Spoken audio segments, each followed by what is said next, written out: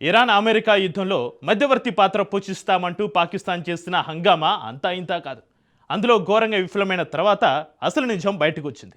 పాకిస్తాన్ పీసు ప్రయత్నాలు శాంతి స్థాపన కోసం కాదు, అమెరికా కాళ్ళ దగ్గర మోకరిల్లి మరోసారి డాలర్ల మూటలు నొక్కేందుకే పాక్ ఈ నాటకానికి తెరలేపింది.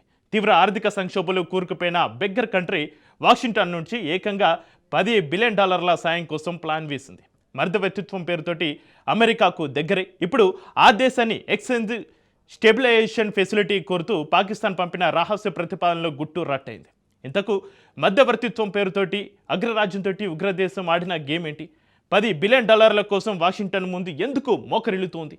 పాకిస్తాన్ రిక్వెస్ట్ను ట్రంప్ సర్కార్ యాక్సెప్ట్ చేస్తుందా? Watch it. మధ్యవర్తిత్వం వెనుక పాక్ అసలు రంగు బయటపడిందా? అమెరికాను అడుక్కోవడానికి పీస్ మేకర్ డ్రామాలు ఆడిందా? $10 బిలియన్ కోసం ఇస్లామాబాద్ దిగజారిపోయిందా? ఇరాన్ అమెరికా మధ్య నడుస్తున్న భీకర పోరులో తామేదో గ్లోబల్ లీడర్లమనే రేంజ్లో పాక్ బిల్డప్ ఇచ్చింది. ఇస్లామాబాద్ టాక్స్ పేరుతో పెద్ద ఎత్తున సదస్సులు, దౌత్యపరమైన ప్రకటనలు గుప్పిస్తూ అంతర్జాతీయ సమాజం దృష్టిని ఆకర్షించేందుకు తాపత్రయపడింది. అయితే ఈ మధ్యవర్తిత్వ ప్రయత్నాల వల్ల గ్రౌండ్ లెవెల్లో జరిగింది శూన్యం. ఇటు ఇరాన్ కానీ అటు అమెరికా కానీ పాకిస్తాన్ మాటలను కనీసం పరిగణనలోకి తీసుకోలేదు సరికదా, ఉద్రిక్తతను మరింత తీవ్ర రూపం దాల్చి అంతర్జాతీయ వేదికపై పాకిస్తాన్ చేసిన ఈ హంగామా చివరకు ఒక పెద్ద అట్టహాసంగా మిగిలిపోయింది. తాజాగా మరోసారి ఇస్లామాబాద్ వేదికగా పీస్ ప్రయత్నాలు కంటిన్యూ చేస్తున్నా అవి వర్కౌట్ అయ్యే సీనే కనిపించడం లేదు. సరిగ్గా ఇలాంటి సమయంలోనే పాకిస్తాన్ పీస్ ప్రయత్నాల వెనుక అసలు కథ వెలుగులోకి వచ్చింది. పాకిస్తాన్ మధ్యవర్తిత్వ వేషాలు నిజంగా శాంతి నెలకొల్పడానికి కాదు, ఖజానా నింపుకోవడానికని తేలిపోయింది. నిజమే, అమెరికా ఇరాన్ మధ్య మధ్యవర్తిత్వ డ్రామాతో ఇస్లామాబాద్ ఆశించింది శాంతిని కాదు, అమెరికా దయ్యను. ఈ మధ్యవర్తిత్వం అనే ముసుగును వాడుకుని వాషింగ్టన్తో దౌత్యపరమైన సంబంధాలను పునరుద్ధరించుకోవాలని, తద్వారా తీవ్ర ఆర్థిక సంక్షోభంలో ఉన్న తమ దేశానికి డాలర్ల ప్యాకేజీని రాబట్టాలని పాక్ వ్యూహాత్మకంగా అడుగులేసింది.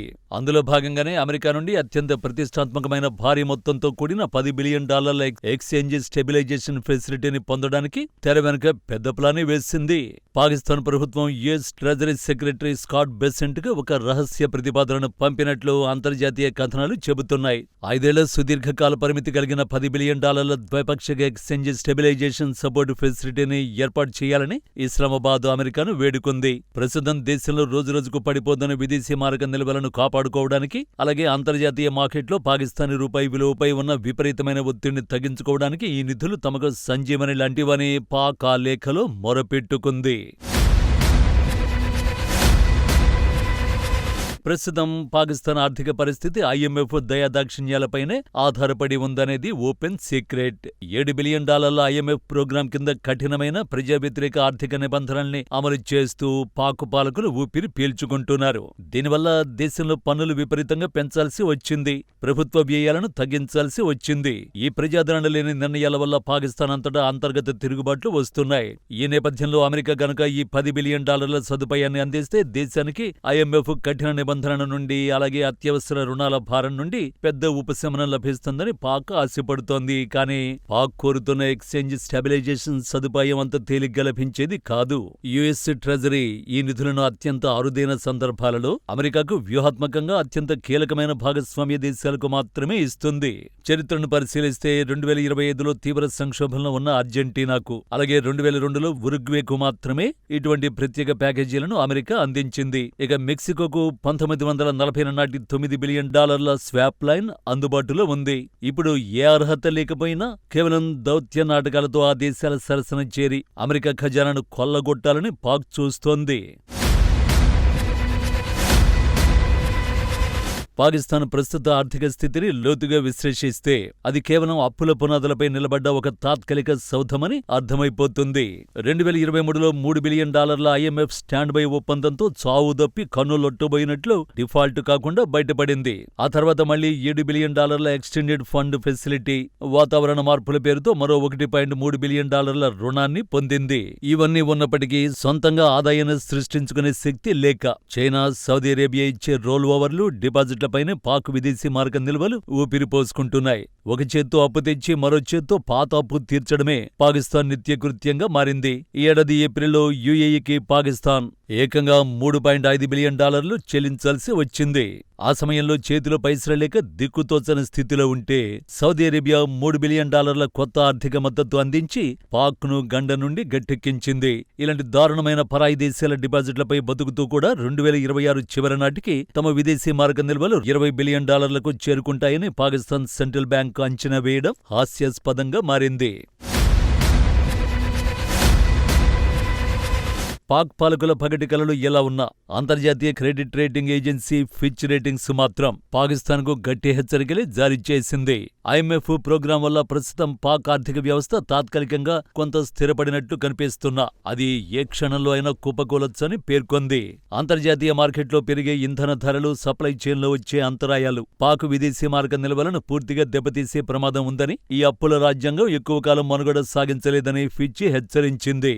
దీనికి తోడు పాకిస్తాన్ అంతర్జాతీయ క్రెడిట్ రేటింగ్ పాతాళానికి పడిపోవడం వల్ల ఏ ఒక్క గ్లోబల్ ఇన్వెస్టర్ కూడా ఆ దేశంలో పెట్టుబడులు పెట్టడానికి సాహసించడం లేదు. ఉగ్రవాదం, వేర్పాటువాదం, రాజకీయ అనిశ్చితి, ఎప్పుడు ఏం జరుగుతుందో తెలియని దివాలా కోరల్లో చిక్కుకున్న దేశంలో అడుగు పెడితే ఆస్తులు కూడా అమ్ముకోవాల్సిందేనని విదేశీ కార్పొరేట్ సంస్థలు భయపడుతున్నాయి. ప్రత్యక్ష పెట్టుబడులు రాకపోవడంతో ఇలాంటి దౌత్యపరమైన బ్లాక్మెయిల్ రాజకీయాలను నమ్ముకుని అమెరికాను ఆశ్రయించింది ఇస్లామాబాద్. మొత్తంగా ఇరాన్, అమెరికా మధ్య రగులుతున్న యుద్ధ జ్వాలల్ని తన ఖజానా నింపుకునేందుకు పాక్ ఒక అద్భుతమైన అవకాశంగా మార్చుకునే ప్రయత్నం చేసింది. ప్రపంచ శాంతి దూత ముసుగు వేసుకుని వాషింగ్టన్ డాలర్ల పెట్టెపై కన్నేసి $10 బిలియన్ భారీ భిక్ష కోసం తెర వెనుక దౌత్య నాటకం ఆడింది. అయితే ప్రతిదాన్ని వ్యాపార కోణంలోనే చూసే ట్రంప్ సర్కార్ ఈ ప్రతిపాదనలను అంత తేలిగ్గా అంగీకరించదు. అయితే దౌత్యపరంగా పాకిస్తాన్ వాడుకోవాలని చూస్తే మాత్రం ఆమోదించే అవకాశం ఉంది. మరి పాక్ పంపిన $10 బిలియన్ ప్రపోజల్ను US treasury secretary Scott Bessent dust bin లో వేస్తారా, లేక దౌత్యపరంగా వాడుకుని గ్రీన్ సిగ్నల్ ఇస్తారా అనేది ఇప్పటికైతే $1 మిలియన్ ప్రశ్నే. ఒకవేళ వాషింగ్టన్ కనుక మొండి చేయి చూపిస్తే తీవ్ర అప్పుల ఊబిలో కూరుకుపోయిన ఈ ఉగ్రదేశం కోలుకోలేని విధంగా గ్లోబల్ మ్యాప్ నుండి కనుమరుగవడం ఖాయం.